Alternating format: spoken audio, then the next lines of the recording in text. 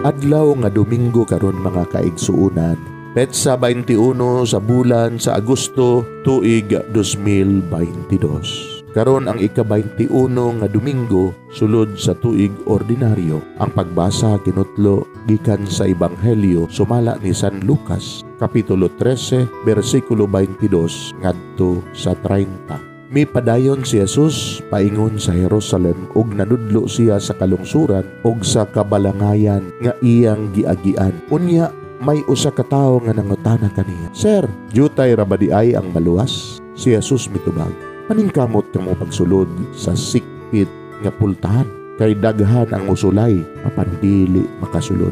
Mubangon ang pangulo sa panimalay ug sirhan niya ang pultahan. Unya, magtindog kamo didto sa gawas ug magsugod kamo pagtuktok sa pultahan ug muingon, 'Sir, abliin taon ang pultahan,' ug mutubag siya kanimo, 'Wala ako mahibalo kung tagadiin kamo.' Unya mutubag usab kamo, 'Mikaon ug miinom kami uban kanimo ug diha kami sa nadudlo ikaw sa among lungsod.' Apan mutubag siya pag-usab, 'Wala ako makahibalo kung tagadiin kamo. Palayo kamo kanago, kamong mga dautan. Maghilak unya kamo ug magkagot sa inyong mga ngipon. Inigkakita ninyo kang Abraham, kang Isaak, ug kang Jacob, ug sa tanang mga propeta didto sa gingharian sa Dios. Samtang kamo adto ra sa gawas. Daghang mga tao ang mga but gikan sa sidlakan ug sa kasadpan ug gikan sa amihanan ug sa habagatan nga mutambong sa kan-anan